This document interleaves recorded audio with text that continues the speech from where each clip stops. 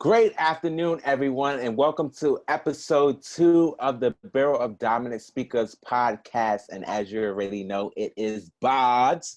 We are your co-hosts. I am Lord Loadholt. And I am Vince Anderson, back again.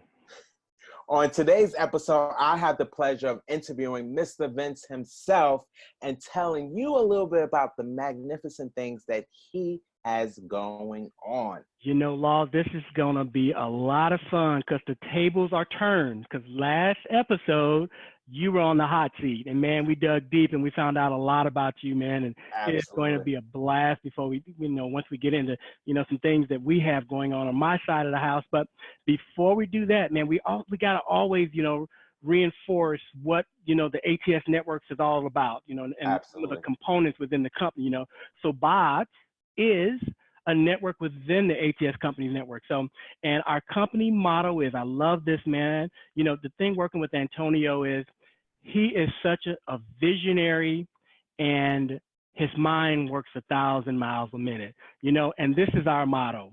We make profitable clients more profitable. Woo! So say that again. We make profitable clients more profitable. And the mission statement is real simple. We educate people on the systems, and we're just on a mission to create 100,000 millionaires. Absolutely. And like I said last week, 100,000. Well, you got 2 on the line right now. So, hey, okay. The other 98,000, they better get in line. The ATS Juniors Companies is the top professional and personal development and business training company. Feel free to check out ATS and the free training materials at www.theatsjunior.com. Be sure to tell the happiness consultants that Law and Vince sent you. Let's get into Vince. It's all about me today, baby. It's all about me. And you showed up. You're looking good, looking dapper. I had to, I started to put on a vest, and because, the last episode you were trying to show me up. First of all, you come up with this BODS, little acronym of the show, and I just got to step my game up. So I told my wife I got to run upstairs and put on me a nice shirt so I can look a little buff. Work on the dad bod. You did a great job. I'm loving it. It looks great. Oh, man, I'm trying to keep up with you, man. This is a blast working with you, Law, man. This is awesome. Oh, I appreciate it. So, who is Vince Anderson? Just give us a brief synopsis of who you are. Man, how far? Let me ask you this. How far do you want me to go back? How far do you want? Are we talking before family or? Hey, you tell me where you want me to start, because I'm not as young as I look, as they say. My mom and daddy just blessed me with some genes, that I can maintain this, pretty chocolate complexion and whatnot. So okay, let me take that back. You got the chocolate thing happening. I got the caramel thing. Correct. I'm glad I was going to correct you, but you caught yourself, so I don't even have to do it. Okay, great. Chocolate and caramel. That's it. We can swirl it. We call it swirl. We can. Yes, they got a little swirl happening with the Bods twins. Yes, okay? Yes, baby. Yes. But okay, so you know what? Let's talk. Yeah. So let's go back. Let's start with your heyday, maybe mid-20s, and then get into how you got into the family life, and then we'll move from there. Yeah. Okay, cool. So, my thing is, I'll go back. I'll start earlier. I'll hit the little bit on the early parts, jump into the 20s, and we can just keep it moving. I got to tell people I'm from Gary, Indiana. Love my hometown. Unfortunately, the city has taken a turn for whatever. Okay. But I love my city. I love the people that are still there. My family's still there. I have close friends and classmates who are still there that we talk quite often. So Gary, Indiana is where I call home. I was blessed, I had both of my parents, grew up with them. And as soon as I graduated, man, I went off to college, Indiana State, went there for a year. And, like a lot of young folks, college is not for everybody. I got there and, as you start doing, I've been practicing law. I've been practicing, I got there and it wasn't for me. I partied and hung out and I was like, okay, I need to do something because, I'm not going back home. You know, I'm a man. I have to start learning and I have to start doing some things. So, enlisted in the Air Force. You know, I was fortunate enough to do 22 years in the Air Force. I love the Air Force. Wow. So that was great, man. And jumping forward a little bit, my last 12 years in the Air Force, I was fortunate enough to be in the Air Force Band. You know, a lot of people don't know that the military has I know that. band components, you know, so I was fortunate enough to do that. And I would say my last 4 years, I was fortunate enough to audition and win the coveted seat as premier bandsman, which means that I reached the highest point in my career. You know, I was in one of the White House, what's a good way of saying, one of the White House support ensembles in the Air Force Band. You know, I led a group of highly skilled, talented folks, man, they were just a blast to work with. We did a lot of White House support, dignitary support. We traveled all across the country, you know, abroad and in states and abroad, and just entertaining folks. So the entertainment thing with me, it's always been there in my blood. But the funny thing about it, when I talk with people, I'm an introvert. You know, it's the how does that work? Man, it's wild, because if you think about it, and I want you to think about something. The average musician is an introvert. When you see like Prince and Michael Jackson and some of these other guys, when you see them doing an interview, they're just like, yes, you know, so they're very monotone. Absolutely. Yeah. And the thing of it is that we spend so much time crafting and honing our skills. That's what it's about, the music. So when I'm on stage behind my kit, I'm a drummer. So when I'm playing, you know, I'm in my element. I loved it. I fed off the crowd, and man, it was great. But then when you take me from behind the kit, man, I'm like a big fish out of water. Really? Oh my God. Don't say nothing to me. No, I'm starting to stutter now just trying to think about that time. But yeah, but I loved entertaining, and I love being in front of crowds and doing that when I'm on stage. It's great. Then fast forward, retired, met my beautiful wife. We have 5 kids, and like when I did my keynote speech, I tell people, and to see if you can figure this out. I don't even think anyone ever caught it the night when I did my keynote, but I didn't caught it, but it was one of my questions. So I'm glad that you actually get to go into this, because that was my question. What do you mean?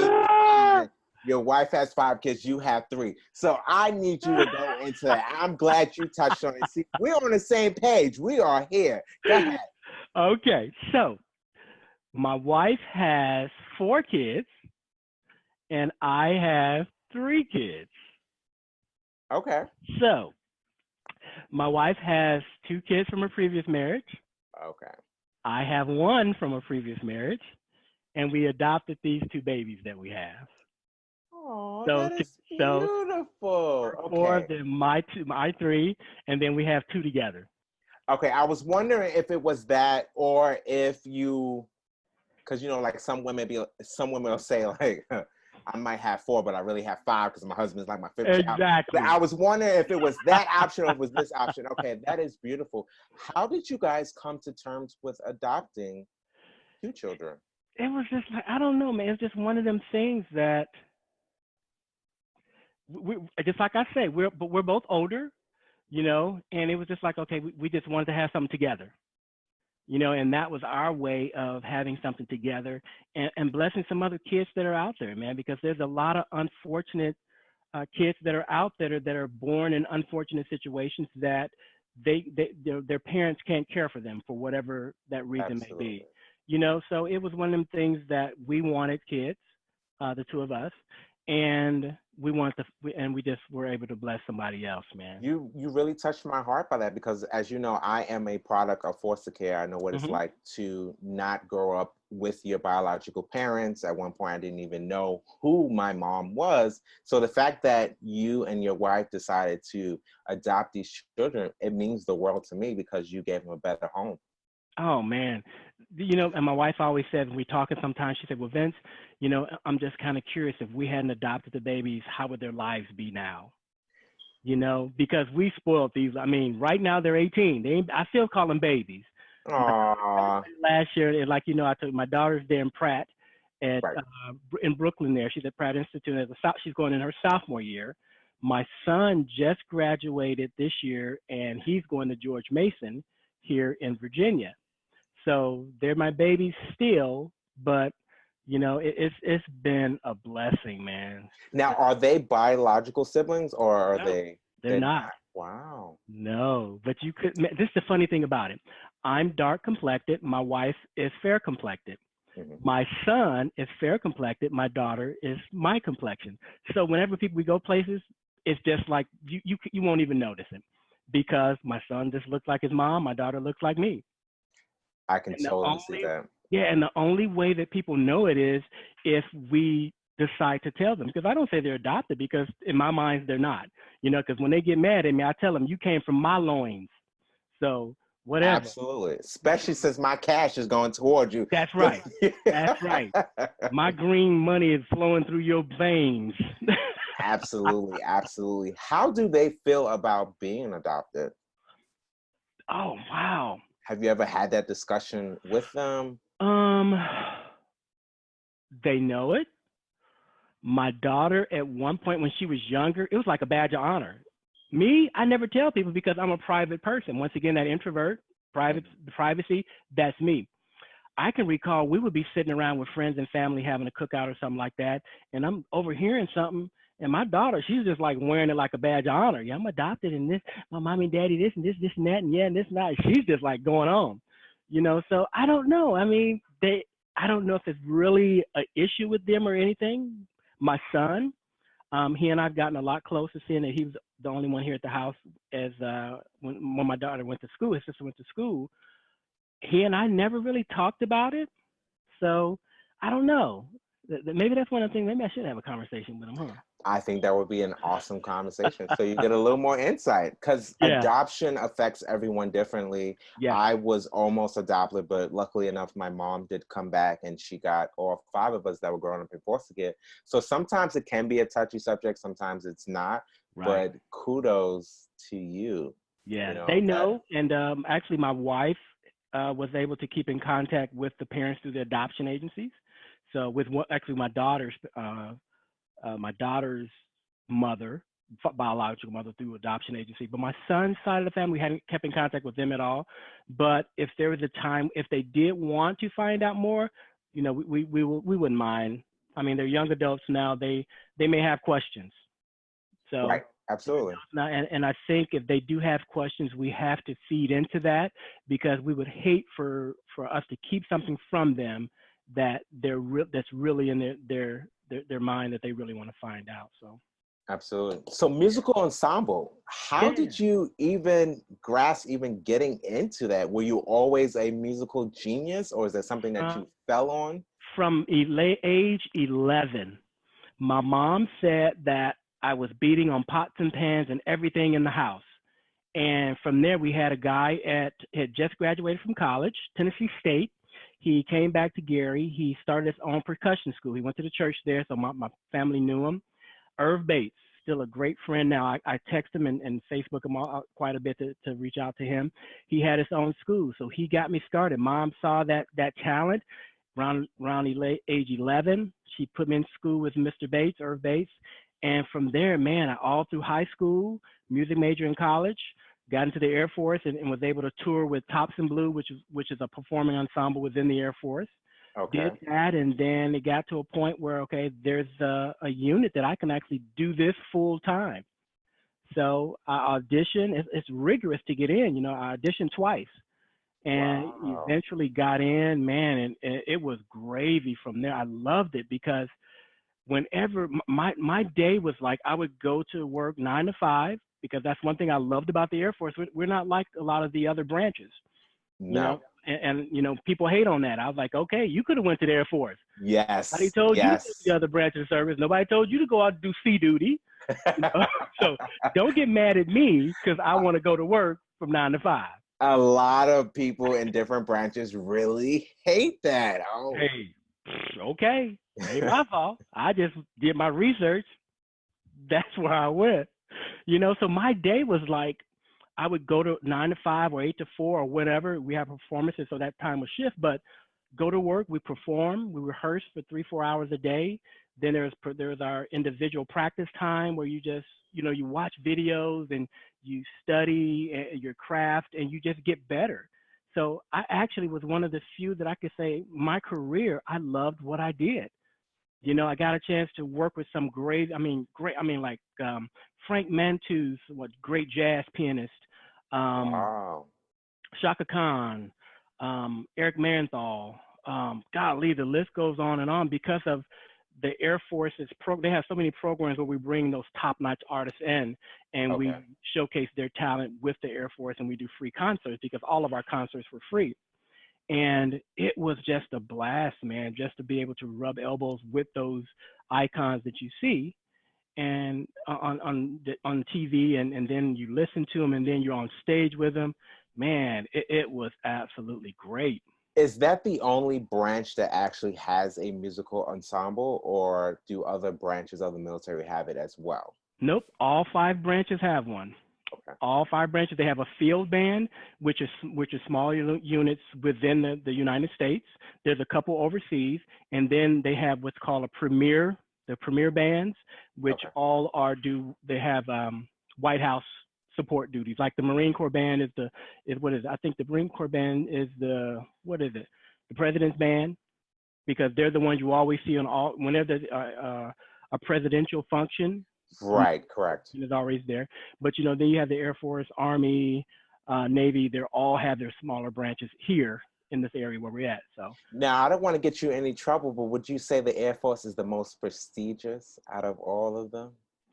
So once I retired from the Air Force, it's different, man. I would never say one branch is better than the other. Okay. It's just I just, because one thing about the Air Force is we really didn't have a warfighting skill.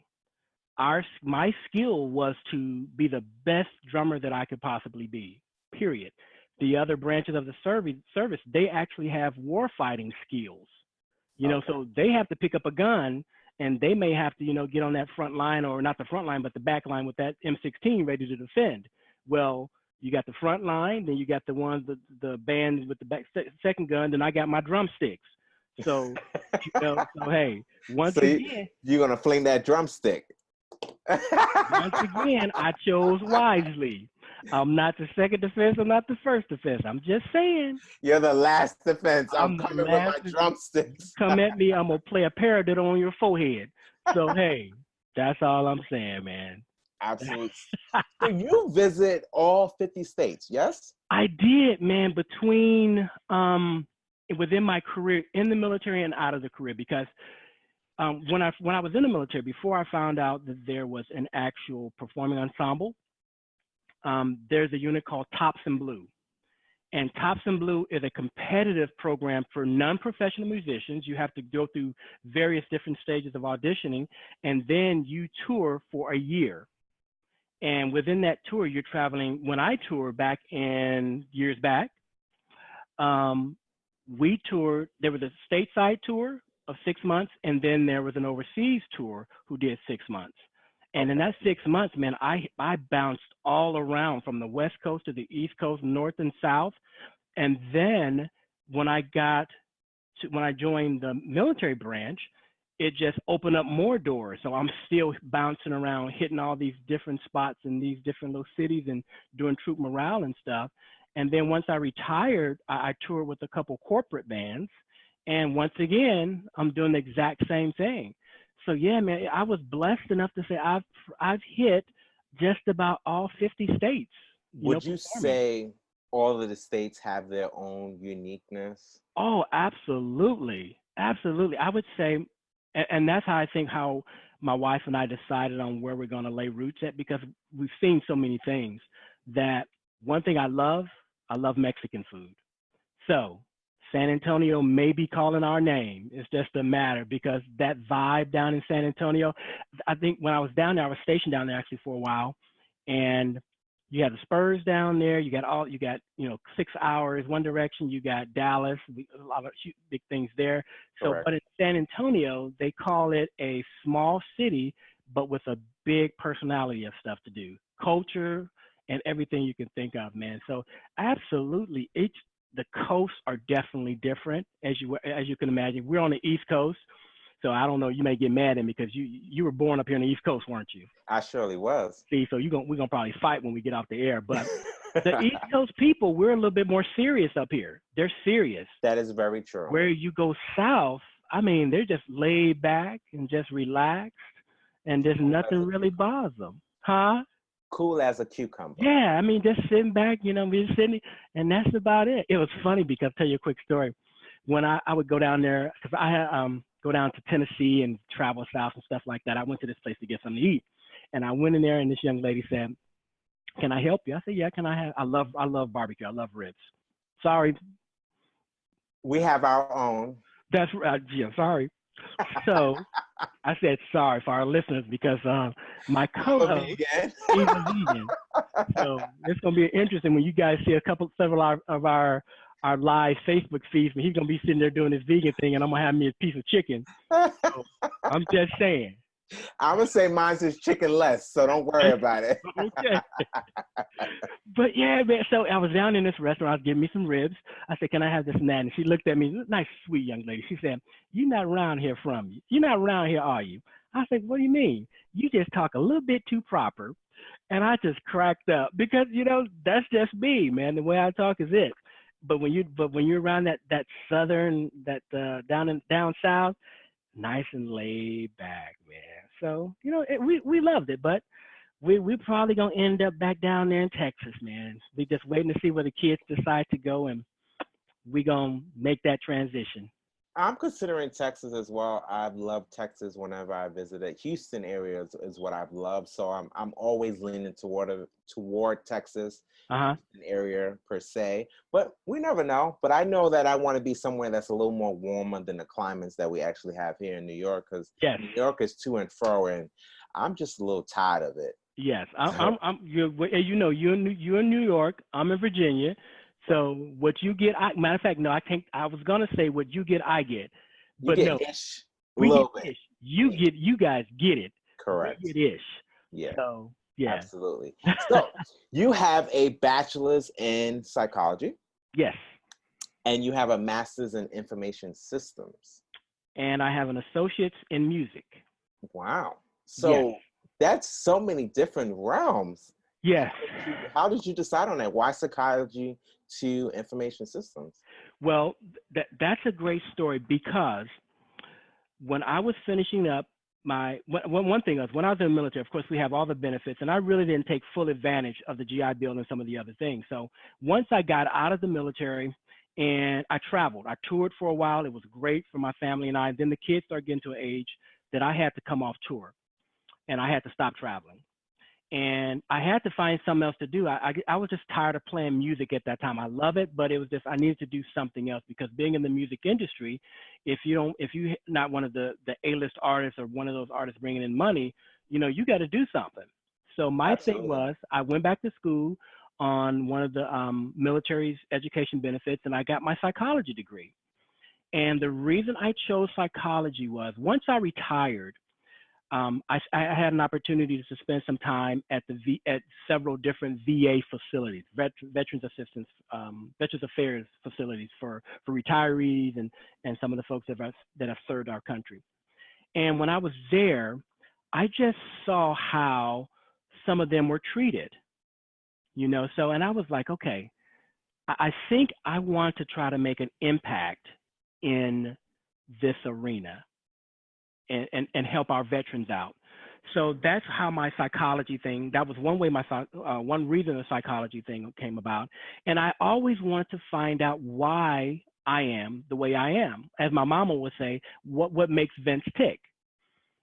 So the thing was, I want to help the VA, those veterans that are there that have some mental challenges and some other things, as well as I want to find out why is Vince an introvert? Why does Vince do these things and why certain things happen with Vince? Okay. So I went back and did that. I went to school, got my bachelor's in psychology. And I'm like, okay, this is cool. This is one hurdle done. I think I want to go ahead and get my PsyD, which is my psychology degree, so I can become a counselor.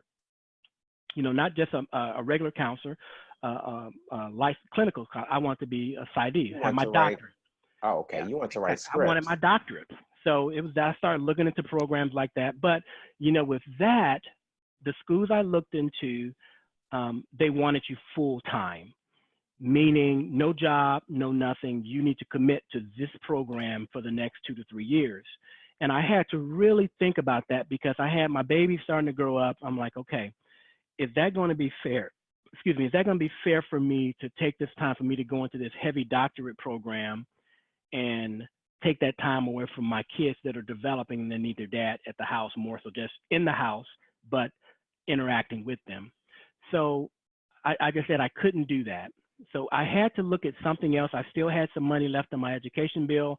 I was like, okay, what field can I get into that's going to make me some nice money to start setting myself and my family up? Hey, IT is a growing field. Why don't you look into that? It is. And I did that. So I started looking. I couldn't do my PsyD. So I looked at some great programs. I got into a master's of information systems with an emphasis on project management. So that's how the IT thing came along. But even before that, even early on in my youth, I'm just a typical kid. I'm an Atari and the Nintendo. You see, I said Atari, so you don't even know what that is. Because I was Atari. He's like, what's an Atari? See? I know what an Atari is. You don't know nothing about that. Sitting down in front of the TV, God, the little bitty box sitting on the TV and you plug it in. You don't know nothing about that, see? Set season, but... So yeah, man. So I always played with computers, broke them down and did stuff like that. And throughout my career, working in IT shops, information technology shops, computer shops, it was there. So I always had some knowledge there.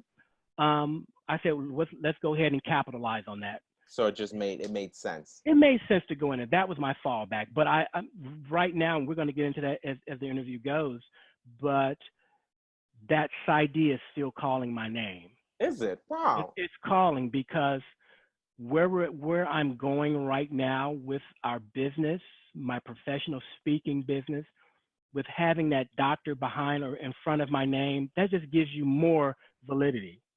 That's just giving you more credibility. Saying, okay, this guy's a doctor, so he knows what he's talking about. Well, I commend you on that because I did have to, as a business major, we have to take psychology classes as well. But psychology just did not appeal to me. The only thing that was fascinating to me in my psychology class was when the professor said, let's talk about how apes are related to humans. And I said, what? Okay. When that was over, I tuned out. This class is done. That's it. Let me get back to the papers. And that was it. Wow, that's funny, but yeah, it's not for everybody. And golly, it's just so stinking fascinating. I find it to be so boring. I don't understand why. I think it's great to find out why a person ticks. That is phenomenal. Yes. But had it not been, we had to do 30 papers in my psychology class, and I'm a pretty good writer. So the fact that we had all these different papers, I came to class every day and wrote my papers. And he was like, you are like a phenomenal student. You always participate. Right. I said, really? I got an A in that class, so I did something right. But I commend you on it, but it definitely would add to it. So now, why speaking? Why did you decide that speaking was for you? Well, it's okay. So once the way how I got to where I am now, one of our streams of income is we have a credit repair company. My wife and I, we've partnered with this great company. We're credit repair consultants, as I like to say, because we don't physically do it. We have another company that does it. We find clients, and then we send them over to the company. Okay. And the company has a whole bunch of other services. We'll talk about that here in a second. But I found myself, once I started learning about credit repair and the services that the company has to offer the clients, I was going out speaking. Okay, we just gonna break the mold. Network marketing, someone's always out doing something in a hotel or somebody's living room or whatever, speaking. True. So it got to the point where, okay, I'm in these hotels, I'm traveling, and I'm talking to people on the importance of having excellent credit. And I'm like, okay, this is not bad. Once again, this is the odd thing. I'm an introvert, but I'm up in front talking to people. Yes. That's the funny thing. And I learned to myself is that when the crowd is there to see me and I'm in that element, I'm in control of that. So with me being in control, that's why you feel yes, comfortable with it. So that yes, makes more sense. That makes a lot more so sense. when I speak, I'm good to go because you're here for me. However, if I have to go into a room with a whole lot of people that's not there for me, I just sink back in my little shell. Gotcha. But the speaking thing, it just kind of happened. And I was telling my wife, I was like, man, I just really need to put some time in and learn this skill so that I can actually become a better speaker. I've been through a lot of trainings, a lot of self-development stuff that has already laid the groundwork. Now it's just, you need to put the cherry on the top. Absolutely. And, and by finding the ATS University, the cherry on the top is starting to overflow, because the great things that I'm learning within the company from you, for example, as one of the thank you. speakers. We're not going to pass that. Thank you. Absolutely. Continue. You and other speakers that you draw from each other. Absolutely. And this has been a great, I would say, a partnership, because I'm learning from the other speakers, as well as hopefully they think of it the exact same way, and just the networking capabilities within the ATS Business University, because you have people of all walks of life. And the nice thing about it is you just draw upon that, and we have a great mentor and teacher and educator in Antonio, that he gives it to you. He lays it out in a way that you can understand. And if you don't understand it, ask the questions. And once you answer those questions, it's like, okay, I got it. I knew what I needed to do, Antonio, but you just put the piece of the puzzles together. And by him giving us outlines how to put, keynotes together, there's no right or wrong way.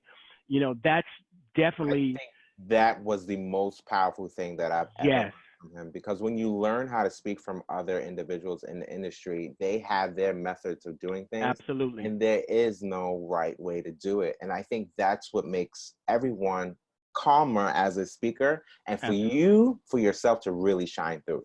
Absolutely. Yeah. So, and that's the thing about you. You're right. When he said that, pressure's gone.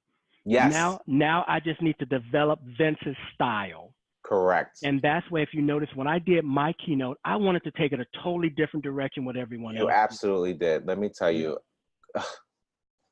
I appreciate it. You can't see me right now, but I am bowing down to Vince, because he did his thing with that keynote, and it really stuck to me. It still has me questioning. And actually, I was going to ask you, do you really feel that integrity is of the past? It's borderline. It's borderline. It's borderline. So what Law is talking about, the title of my speech was, "Has the need for greed tainted your integrity?" That was the title. And the theme was, is integrity a thing of the past? And when you think about that in business, let's just think about business. There's a lot of folks out there that just will do anything just to make the money.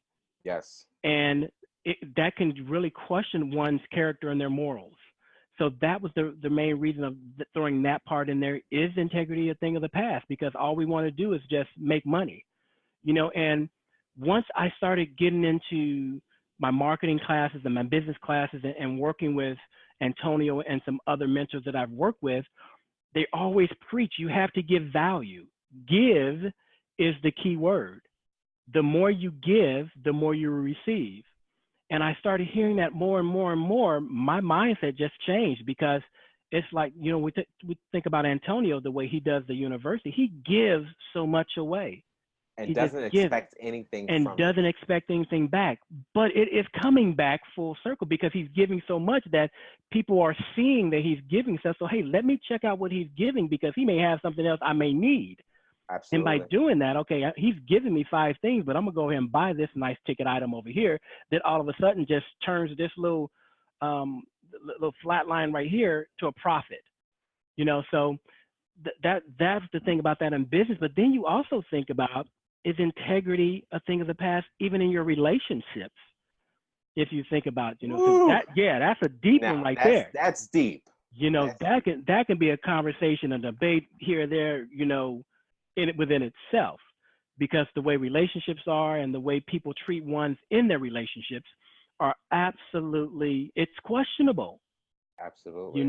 So that, that was the reason I did the speech the way I did it that way. And I wanted to, no one had did any slides. I was like, okay, let me do something a little different. One of the things Antonio says, and Phil and Susan, which are two of our other speaker mentors, they say that don't be, you don't want to be forgettable. You want to make a mark, so that's why I said, okay, when Phil said, okay, you don't want to come on and just say, good evening, everybody. How's everyone doing? I was like, okay, what can I do? I'm going to show a video. I'm going to just set the stage. Boom, have a video coming in. Then I just come in totally different. You more than said it. You built the stage. You stood up on it. Then you took it down. So, yeah, man. So that's the thing about it. And like I told you all on another training, it was a little unfair the way my speech ended up, because I had good 2 to 3 months to learn what to do and not do. You did. You did. So my thing was, if I didn't get a perfect score, I was gonna go somewhere and just, I don't know, have a fit, because there's no way I shouldn't, with all the just watching everybody. And just, if you take some notes, and I'm like, okay, you got to do this, don't do that, because that's already been done. You check the blocks off, and now you just have to do it. Correct. So and that's what I did, man. It was just like, be different and try not to be forgettable. It's insane that you say that, because, I never thought of it that way, because my whole goal was, when I went, is I wanted a perfect score. I was practicing for days, and I'm like, I'm going to do it this way. I'm going to get it. This is what I want. And I didn't get it. Okay, I didn't get it. But you know what? The beauty of it is that it didn't take away from anything, because 2 other people used what I said in my keynote regardless, or this individual referred back to me, and people still remember. So I made an impression. Right. Absolutely. Yeah. So that's the thing, man. That's what I love about the Bureau. We got so many people of different walks of life and different backgrounds, that if we're not learning from one another, man, you are doing yourself a disservice in building your brand. So that's how I got to the Bureau. I'm using this platform to build our credit repair business, because as they say, what do they say? A millionaire has, 7 to 8 streams of income. Yes. Well, our credit repair company, that's not going to go away. That is huge for us. We've done well in that. We've helped a lot of people. We enjoy it, because this is one of those industries that you need what I have. So instead of me having to go out and say, and once again, I'm not knocking anyone else's hustle. I'm not knocking anyone else's business. But my thing is, I don't want to have to go out and, you want to go travel? Hey, you want to join this travel program? Hey, you want these health fitness supplements? Hey, you want this? Or, hey, do you need this or that? That's one of them things, in my opinion. Okay, once again, the BODS, what is it? The BODS disclaimer, or the ATS disclaimer, is the views of our hosts are not part of the company. Absolutely. So we need to get that out the way. Clarify that. Yes, we need to get that out the way. But my thing is, I want it to be my wife, and I don't want to say I, because we're whenever I do, we're a team. Just like in my speaking profession, she is my co-CEO. She runs the money, period. Beautiful. I was like, babe, okay, I have to go to in October, I have to go to certification conference down in Houston. I need you to book a flight and take care of all the arrangements for me. She handles the money. She does it all. All I do is go out and just make sure she got a paycheck check in there, and you do your thing. Oh, that's a beautiful thing. Hey, what they say, see, here's another thing. You got me just going off on tangents. What they say, a happy wife, happy life. Happy life, absolutely. That's what they say. I think it's a happy husband, happy house in my house. Because she will tell you, and everyone will tell you, I think I'm the diva in this relationship. So she makes sure I have what I need. Just like I've been when I come home, when I'm in the office working, she will come in. A lot of times we're on our calls. Whenever you see the screen goes dark, because she's bringing me something to eat or something to drink. That is so she makes sure I'm in here working, trying to build for our family, and she brings me what I need, click the camera back on, and then I'm back in. But man, she makes it so easy for me to do what I do. And being in this industry, it's one that you need what I have. So I don't have to chase you. For example, the company that I work with, that we've partnered with, we have products that we have 11 products that everyone needs. Now, whether you want to take advantage of them, that's up to you. But the thing of it is, I'm going to let you know that I have a service that I can provide to you. I have products that can solve a problem that you may have. I like to think of us as problem solvers. I think that's the beauty of what that you're representing, is because you are a problem solver. You're solving a pain point that a lot of people experience. Exactly. And that's the way I approach it. So when we do our advertising, when we go out, I don't badger people. I follow up with you one time and I'm done. You got my information. I may reach back out to you maybe 6 months or so, but you're not going to be, Vince is not going to be, hey, no, I don't have time for that, because you know what I have. If you know, first of all, you know if you got bad credit. That is true. Okay. So why am I going to bother you? You know, if you paying high interest, or you know you can't get a house mortgage, you know you can't get a car, you know you can't get an apartment. Hey, I think I may want to call Vince now, because he has something that can solve my problem. That can help you out. Yes. So that's the nice thing about our services, that we have 11 great products that we've helped a lot. We've helped countless individuals turn their lives around. So we enjoy that. And that stream of income, is going to stay there. But we're transitioning, because that's not the end for us. That's one stream of income. Our professional speaking, my need, that I have this burning need just to help people, just to listen to people and just be able to guide them, whatever journey they're trying to take, Absolutely. Whether it be my business coaching or my life skill coaching. It's going to be one of those things where it's just like, people are going to start hearing a lot about Vince. They definitely will. So now you've known of ATS for about a year, but as of, I guess, a couple of months or so, you've really started to zone in. What has changed that, or how did you even come across ATS within this year? What has changed was Antonio. And I say that because over the lab, with the kids getting ready for school, I really had to start looking at money and where we were placing money, and, return on money and all this other stuff. That started looking at some online ventures, and I came across network marketing, internet marketing, and stuff like that. Started learning the marketing industry. So I'm applying that, and I have a lot of mentors out there, a lot of great stuff that I've learned. So I'm gonna leave that there. I'm gonna come back to that in a second. How I found ATS was 2 years ago at one of our credit repair conventions, Les Brown spoke. And from Great working Les. with Les, my God, he walked into the room. Okay, I'm here. Get off the stage. Give me the mic. Absolutely. He walked in like gangbusters. Let me tell you, Law, when he speaks, you're on the edge of your chair. And it's not like in your face. No, it's none of that. He is just so smooth, and he just flows across the stage. And he wears sneakers now when he walks around. Yeah, there's no sneakers on, He glides this way, and he glides back that way.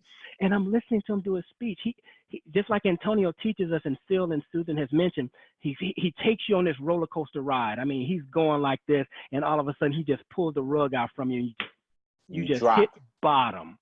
And then he hits that tearjerker moment when he starts talking about his mom, and when they first, it's coming back to me now, because he was talking, one of the stories he told was when his biological mom gave him and his twin brother to his adoptive mother.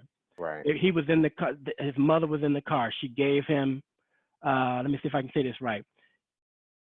She gave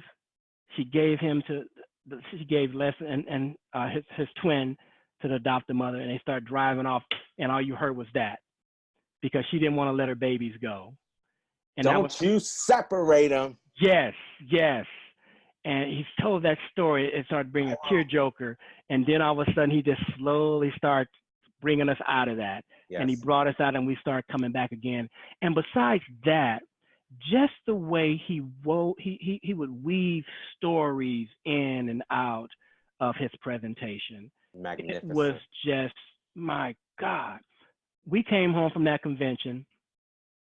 I'm Googling Les Brown. I'm Googling Les Brown. Everything I can think about Les Brown, Les Brown. Of course, I knew about him before. I knew him about the years, Gladys Knight, way back in those years, but, years ago, I knew of him. Then all of a sudden, I've just had an opportunity to see him speak finally. I'm Googling, babe, he's got a university, a program that I can get into. And we started thinking about that. And I was like, okay, she said, you want to do it, do it. So I joined the what is the Les Spring Maximum Achievement Team. Okay. I joined it. Yeah. Mm-hmm. And it just wasn't right for me at the time. It wasn't right for me because one of those things is you have to be in a situation, for me, I don't want to say everyone, but you have to put yourself in a situation where you're going to benefit from having that mentor. It's a two-way street.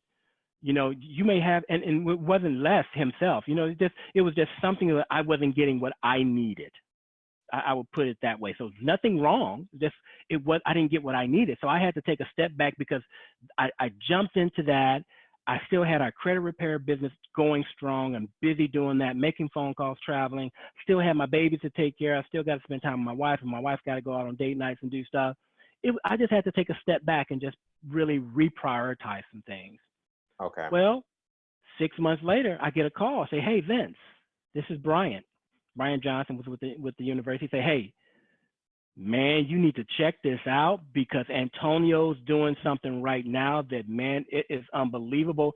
You need to get on board with this right now. I was like, oh, man, come on. Really? No, Brian, no. Rev, come on.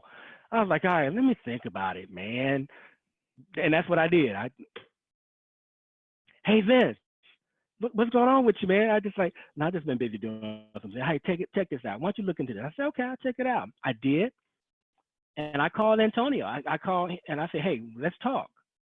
I want to, this and that, your vision, what you got planned and all this other stuff. And he just talked about it, and he put my mind at ease for everything that was going on in my mind. And I was like, okay, babe, what do you think?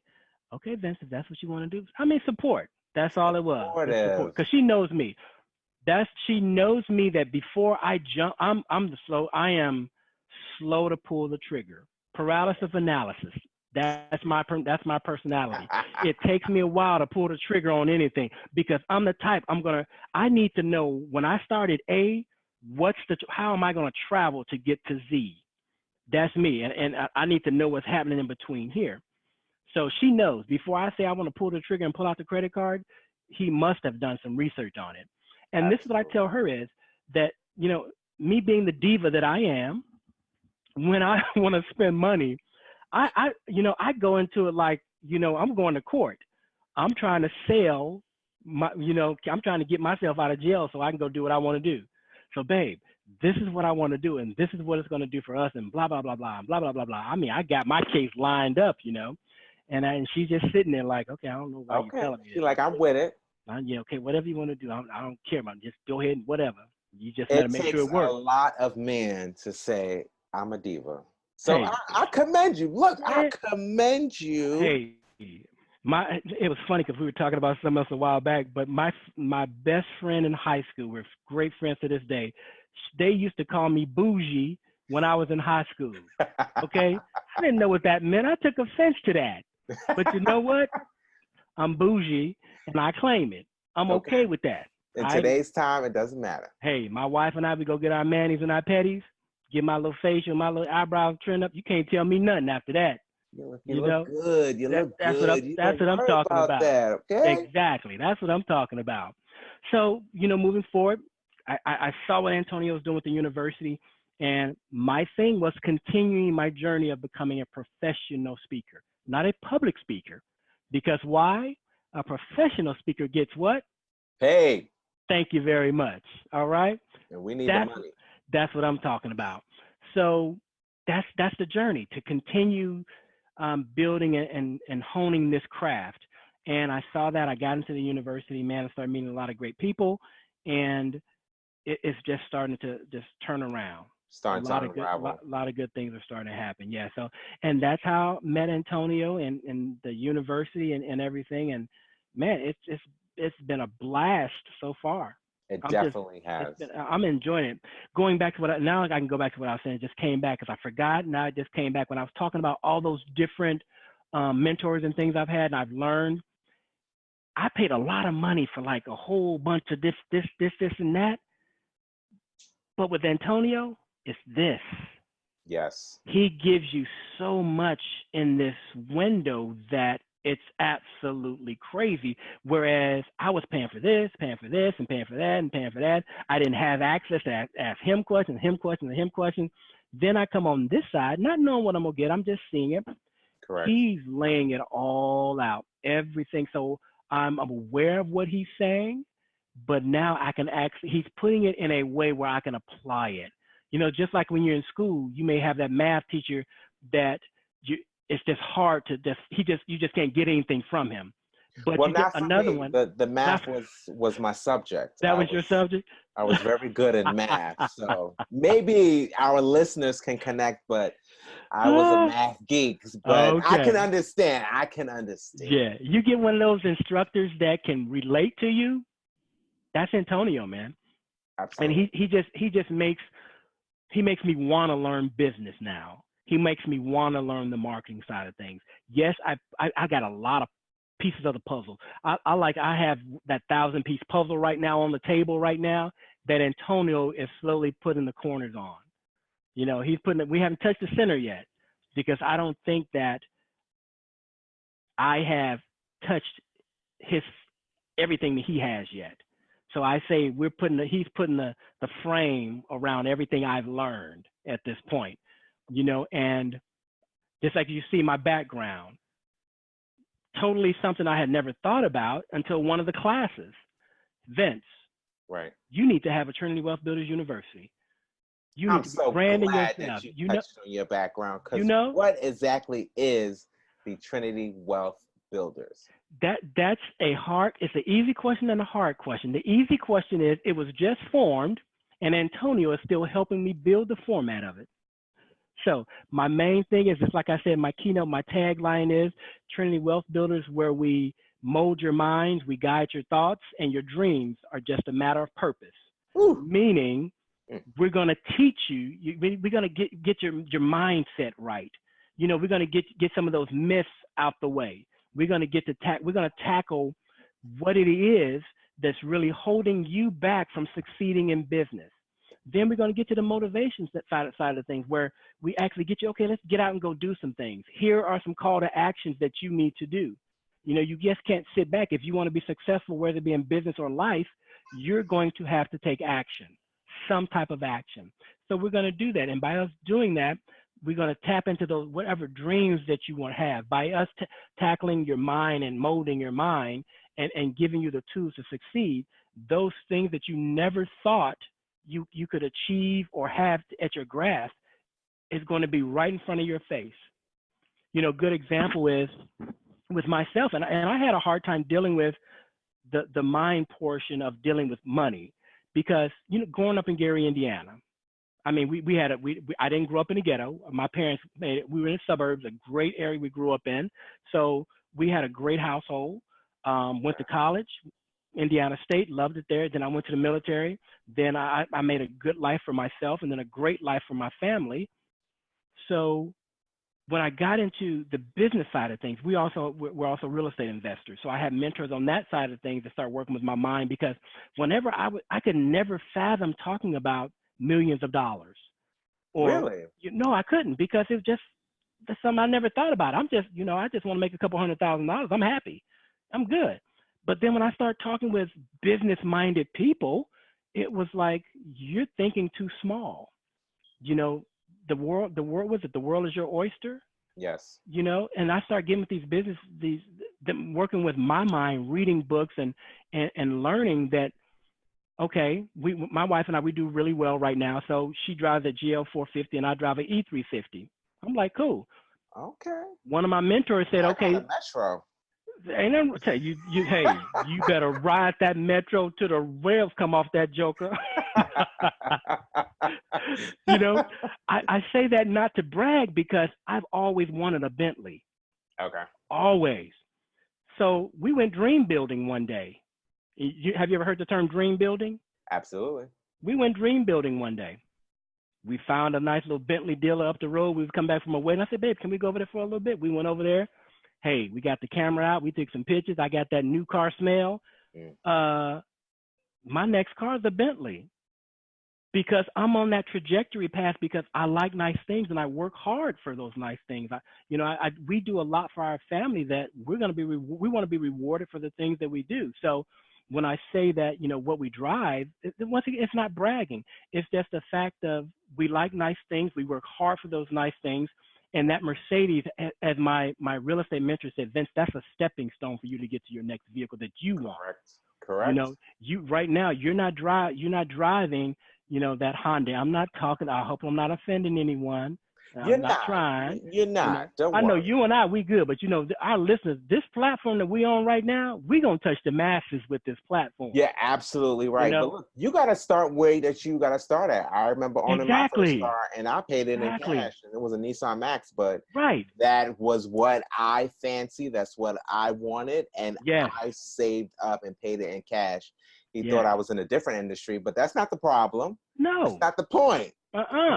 The thing of it was, this is my stepping stone. Correct. This is where we're at right now. My next goal, just like Antonio, he told us on one of the calls, the car that he was driving right now is not what he saw himself being in, so he gave it away. He said, I'm not driving another car until I can afford, or not afford because I'm sure he can afford it, until I'm ready to buy what I want to be in. And that's the reason why I'm on the Metro, because I didn't buy what I wanted. Because I can get a car. It's not a problem. But I know what I want, and I'm going to wait for what I want. So until then, there you go. That's Metro, here I am. Yes, sir. And that's where we're at right now. We got the babies in college. We're taking care of them. It's coming. We're working. This business that we're in right now, our Trinity Beth Wooders University, is starting to be molded. Antonio is helping me mold this university and what it's going to look like, because what it is right now is not going to it's not going to be what it looks like in 6 months. Because the way Antonio pours into us with his knowledge, it's going to continue to evolve. And as it evolves, some nice things are going to happen. Since I'm up in Virginia, going down to Houston, I'm not going to drive my Bentley down there. But hey, we're going to be riding first class down there. And then when I get there, I'm going to have me a chauffeur come pick up me and the missus, and we do what we got to do. All right, that's what I'm talking about. So, hey. So what time should I get to the airport for the chauffeur? Wait, are you chauffeuring? No, it's you. So what time should I be down here? Well, I tell you what, matter of fact, seeing that we're going to convention together, and I just happen to be talking to the co-host of the BODS, but the host of the conference, we may just have to just talk to Antonio. He may have to, have arranged some transportation to pick us up from the airport, because he definitely does have transportation, but I want something a little more luxurious. No, I think when he hears this podcast, I don't think we're gonna need to say something, but I think he's gonna get the point, because the BODS keeper is gonna be in the building, so and we're definitely gonna represent. We're gonna represent. But as we start to land this plane here, I do have one question. Well, a final question. Okay. Since you are a family man, what is the most important lesson that you teach your children? And it's a question that's been wrapping around my head. What is that? The thing, wow, that's how do I put this? Stay grounded. Stay humble, and just be respectful of people where they're at in life, because we've provided a great life for our babies. We have. And I've spoiled them. I have, because we could. But with that, you have to keep the kids grounded, because as they get older, I know I've been out there and I've seen kids that are disrespectful to their parents. They're just rude and disrespectful to people in general. Yes. I'm not raising my kids that way. you know, I'm raising my kids, you know, God-fearing Christians, and you had a good life, just know that everybody has not had the life that you had. Correct. So don't look down or look at anyone different because of the way that you grew up. You know, you've been blessed to have the things that you have and to have been, I mean, we take great trips, we have toys, we do a lot of nice things together as a family. Just remember that always stay grounded because you never want to get knocked off that pedestal. So just stay grounded. And if you stay grounded and respect people, you will have a great life on this earth. You really touched my heart when you said that, because growing up in foster care, I didn't have the great foster home. So it's amazing for you to take these children in and give them a beautiful home. One of my siblings, he did have a great foster mother who became his godmother, and he had a great life, whereas the rest of us, we had some of the crappiest foster homes that a lot of you probably can't even imagine, and still I'm still smiling. So I believe that's amazing, and I like what you guys stand for. Well, I appreciate that. I appreciate it. So this has been great, man. Yeah, this is awesome. Definitely has. It was very insightful. I feel like I got to know a little bit more about my co-host, this awesome Vince individual here, and I kind of feel like he didn't think that I was going to do this much research, but I was really diving deep into it, and I just had to raise my own coattails a little bit. And this was awesome, my friend. It was a pleasure. But just think about it. This was about you and I.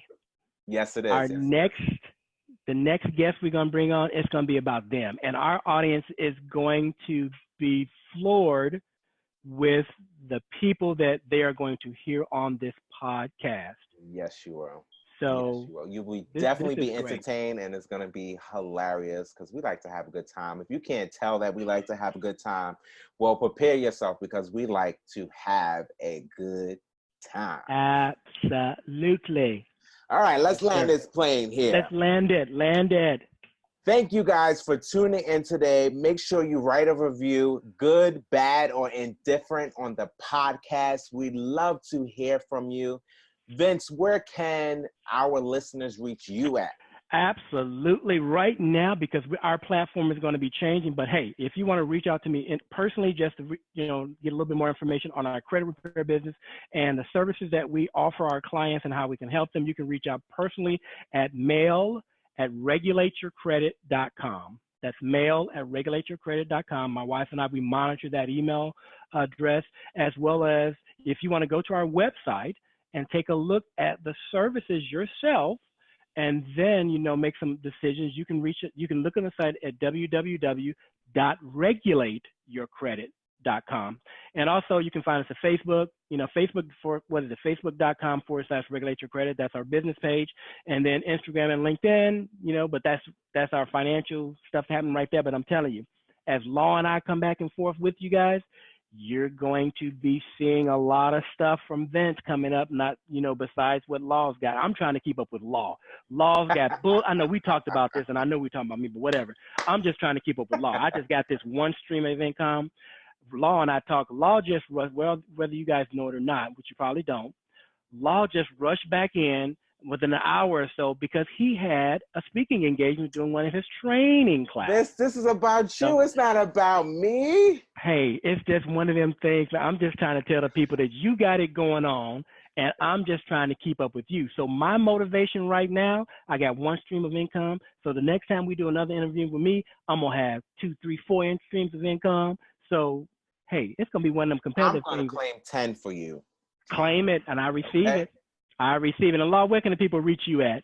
I can be reached at Launching with Law on all social media platforms, as well as launchingwithlaw.com. You can find a little bit more about me, where I actually do my workshops at Master Your Choice, my books, anything law related is at launchingwithlaw.com.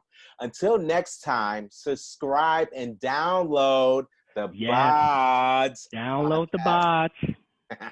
That's we have some exciting speakers coming on the podcast that you won't want to miss. And like I said, some powerful folks and professional speakers, because we are not public speakers. We are professional speakers from all walks of life. So once again, I am Vince Anderson. And I am Loadholt. And we are the Bods Podcast Keepers. And see you next time. And Law, see you later. We out of here. Yes.